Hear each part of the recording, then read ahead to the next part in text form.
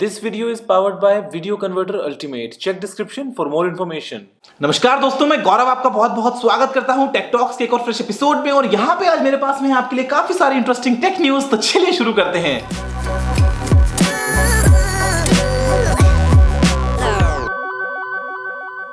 दोस्तों सबसे पहले जो न्यूज़ है वो काफी एक्साइटिंग है, काफी इंटरेस्टिंग है, जो कि आ रही है एक स्टेटमेंट के रूप में जो दिया है माइक्रोसॉफ्ट के एशिया पैसिफिक सीईओ जेम्स रफोर्ड ने। उन्होंने ये कहा है कि अगले साल एचएमडी ग्लोबल काफी सारे फोन्स लॉन्च कर सकता है। एचएमडी ग्लोबल जो है ये वही कंपनी है जिसने राइट्स लिए थे माइक्रोसॉफ्ट से नोकिया ब्रांडेड स्मार्टफोन्स को बनाने के, और ये फिलहाल काम कर रही है नोकिया के साथ में कोलैबोरेशन में। तो ये काफी अच्छी बात है कि आपको अगले साल सेकंड क्वार्टर तक नोकिया के कुछ फोन्स देखने को मिल सकते हैं। दोस्तों अगली जो न्यूज है वो बेसिकली एक लीक है जो किया है इवान ब्लास ने मोटो एक्स 2016 वर्जन को लेके। फोन की एक फोटो सामने आई है, हो सकता है कि यही हो मोटो एक्स 2016। आपको देखने को मिल सकता है 5.5 इंच के एमोलेड स्क्रीन, स्नैपड्रैगन 820, 4GB की रैम, मोटो मॉड्स का सपोर्ट और साथ में एक शटर शील्ड डिस्प्ले। कब आएगा, कहां आएगा, कैसे आएगा, इसके बारे में कोई भी अपडेट फिलहाल तक हमारे पास में नहीं है। दोस्तों अगली जो न्यूज़ है वो है क्वालकॉम की तरफ से। क्वालकॉम ने अपने 3 नए प्रोसेसर लॉन्च कर दिए हैं, स्नैपड्रैगन 653, स्नैपड्रैगन 626 और स्नैपड्रैगन 427। जो तीनों ही प्रोसेसर्स हैं वो अपने पुराने वर्जन से करीब 10% ज्यादा तेज हैं। उसके अलावा आपको तीनों में ही X9 मॉडल मिलते हैं, जिसकी मदद से जो स्पीड्स हैं इंटरनेट की वो काफी अच्छी हो जाएंगी। वोल्टी का सपोर्ट काफी अच्छा रहेगा और आपको तीनों में ही डुअल कैमरा का सपोर्ट देखने को मिल जाता है, यानी कि बजट फोन्स में भी आपको डुअल कैमरा देखने को मिल सकता है। तो ये काफी अच्छी बात है। और जो प्रोडक्शन है, जो अवेलेबिलिटी बेसिकली 653 और 626 की वो है इस साल के एंड तक, यानी कि आपको बहुत ही जल्दी ऐसे फोन्स देखने को मिलेंगे जहां पे आपको हो सकता है देखने को मिले स्नैपड्रैगन 626 या फिर स्नैपड्रैगन 653। दोस्तों अगली जो न्यूज़ है वो है एप्पल की तरफ से कि एप्पल का जो मैकबुक इवेंट है वो होने वाला है इस साल अक्टूबर में ही, इसी महीने में। इसके बारे में काफी और कंफर्म रूमर्स आ रहे हैं। हो सकता है कि एप्पल जो नया मैकबुक लॉन्च करे वहां पे आपको नॉर्मल यूएसबी पोर्ट देखने को ना मिले, आपको मिले सिर्फ टाइप सी बेस्ड पोर्ट। उसके अलावा फिंगरप्रिंट स्कैनर भी मिल सकता है, वो जो टच बार है, डिस्प्ले है, वो भी मिल सकता है। और हो सकता है कि जो मैकबुक एयर 11 इंच मॉडल है वो आपको देखने को ना मिले। दोस्तों उसके अलावा जो अगली न्यूज है वो वापस से है क्वालकॉम की तरफ से। क्वालकॉम ने अपने 2 नए और मॉडेम्स को अनाउंस किया है। एक है X16 जो कि आएगा स्नैपड्रैगन 830 के साथ में, और वो आपको देगा 1 Gbps तक की स्पीड।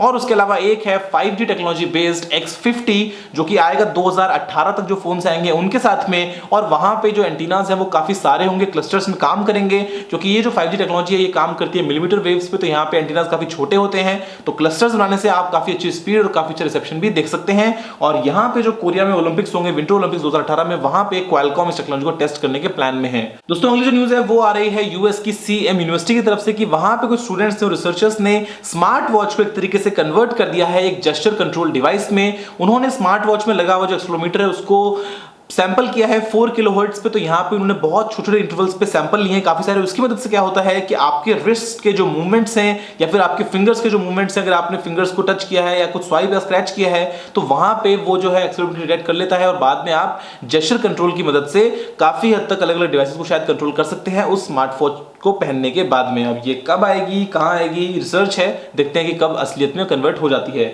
दोस्तों अगली जो न्यूज़ है वो है सिंगापुर से कि वहां पे एक सेल्फ ड्राइविंग कार की टक्कर लग गई एक लॉरी के साथ में। और ऐसे में हादसे कुछ होते रहते हैं, लेकिन ये एक अच्छी बात है किसी की चोट यहाँ पे नहीं आई है, कोई सीरियस इंजरी किसी को नहीं हुई है। और सिंगापुर जो है वो प्लान करता है कि 2018 तक सेल्फ ड्राइविंग टैक्सीज होंगी पूरे शहर में। तो ये एक बहुत ही इंटरेस्टिंग बात है। दोस्तों अगली जो न्यूज़ है वो है Xiaomi की तरफ से कि Mi Note 2 की जो प्राइस है उसकी एक स्लाइड यहाँ पे लीक हुई है। जो प्राइस है वो है 5699 युआन, यानी कि करीब करीब 57,000 इंडियन रुपीज।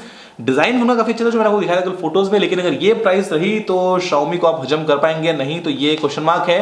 और इंटरनेशनल मार्केट में जो प्राइस है वो हो सकती है $845, जो कि एक्सपेंसिव होगा iPhone 7 Plus और Google Pixel XL से भी। तो देखते हैं कि Xiaomi क्या कमाल करता है 25 अक्टूबर को जब लॉन्च करता है Mi Note 2। दोस्तों अगली जो न्यूज़ है वो सैमसंग की तरफ से है। आपको बताया कि जो सैमसंग है वो तो नोट 7 की जो खबरें हैं वो रुकने का नाम लेती नहीं है सैमसंग के लिए। तो यहाँ पे नोट 7 को ग्लोबली सभी एयरलाइंस में मना कर दिया गया है कि नोट 7 को लेकर आप ट्रैवल नहीं कर सकते हैं। पहले यूएस में हुआ था, फिर कनाडा में हुआ था, और अब पूरी दुनिया में नोट 7 बैंड है। तो ऐसे में सैमसंग ने कुछ बूथ सेटअप किए हैं अलग अलग एयरपोर्ट्स पे, अलग अलग रीजन्स में, जहां पे आप उन बूथ्स पे एयरपोर्ट्स के अंदर ही अपने नोट 7 को दे के बदले में कोई दूसरा फोन या फिर अपना पैसा वापस ले सकते हैं। बड़ी बेकार किस्मत है ना सैमसंग की। जब से नोट 7 का नाम आया तब से आग लगी पड़ी है और ये कोशिश कर रहे हैं कि बुझ जाए, लेकिन वो ऐसा बुझने का नाम ले ही नहीं रही है।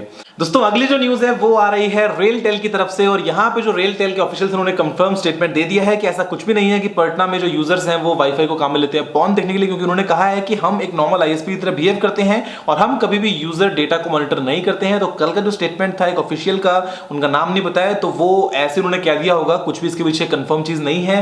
नॉर्मल वाईफाई है, सभी उसको यूज करते हैं, इसका मतलब फिलहाल के लिए ऑल इज वेल। दोस्तों फाइनल जो न्यूज है वो है एनवीडिया की तरफ से कि एनवीडिया ने अपने कुछ नए जीपीयूज को लॉन्च किया है, जो है 1050 और उसके अलावा 1050 Ti। तो ये जो दो नए जीपीयूज हैं दोस्तों, ये आपको देखने को मिल जाएंगे इंडिया में भी। जोटैक की तरफ से जो प्राइस है वो स्टार्ट होती है 10,000 से, तो 10,000 का मिलेगा, 12,500 का मिलेगा टी वर्जन, और उसके अलावा आपको मिलेगा एक ओसी वर्जन जो कि एक ओवरक्लॉक वर्जन है। तो ये 3 जीपीयूज हैं और काफी अच्छे, कहते हैं कि स्टार्टिंग रेंज में इस प्राइस रेंज में एटलीस्ट काफी अच्छे जीपीयूज हो सकते हैं एनवीडिया की तरफ से। तो देखते हैं, अगर आपको चाहिए अपग्रेड करना है ले लीजिए, और परफॉर्मेंस काफी अच्छी होने वाली है। दोस्तों इसके अलावा मैं आपसे कुछ बात करता हूं, जो मैंने आज दिन में वीडियो बनाया था चाइनीज प्रोडक्ट्स को बॉयकॉट के लेके। तो उस वीडियो को आप में से काफी लोगों ने समझा मैंने क्या कहना चाहा है, काफियों ने पूरा नहीं समझा, लेकिन कुछ यूजर ऐसे थे जिन्होंने उसको कुछ भी नहीं समझा। और आप में से बहुत सारे यूजर्स ने मुझे कहा कि अगर हम शॉपकीपर से इस बार सामान नहीं लेंगे तो उनको अकल आ जाएगा, वो अगली बार सब इंपोर्ट नहीं करेंगे और ये सब चलता रहेगा, इसका मतलब हमको कुछ ना कुछ स्टेप लेना चाहिए। लेकिन क्या ये सब करना जरूरी है? क्या हम डायरेक्टली ऊपर से बैन नहीं लगा सकते? खत्म करो, हम पहले वेट करें कि हम उनसे सामान नहीं खरीदें, फिर उनको सबक सिखाएं, फिर उनको सबक सीख में आ जाए, फिर वो अगले साल के लिए इंपोर्ट ना करें। इससे बड़े सीधा इंपोर्ट बैन करो, खत्म करो। कोई इंपोर्ट बैन होगा तो बाद में कोई सामान नहीं आ पाएगा, सामान नहीं आ पाएगा तो दुकान बिक नहीं पाएगा, बड़ा ही सिंपल है ना। लेकिन शायद इस तरीके से आपने नहीं सोचा, लेकिन दोस्तों उम्मीद है कि हम सभी इस तरह से सोचने लगे और धीरे धीरे करके डिपेंडेंसी जो है वो कम करें चाइना के ऊपर पहले, और उसके बाद में वर्कआउट भी कर दें चाहे बाद में, और हम एक अच्छी खुद की अपनी सेल्फ सस्टेन्ड इकोनॉमी को डेवलप कर पाएं। दोस्तों फिलहाल की इस वीडियो में इतना ही, देखने के लिए आपका बहुत बहुत धन्यवाद। कोई और सवाल सुझाव हो तो आप नीचे कमेंट करना मत भूलिएगा, और अगर आपने इस वीडियो को लाइक या शेयर नहीं किया तो लाइक भी कर दीजिए, शेयर भी कर दीजिए, क्योंकि मैं आपके लिए रोजाना ऐसी ही टेक वीडियोस लेके आता रहता हूं। अभी के लिए इतना ही दोस्तों, जय हिंद, वंदे मातरम।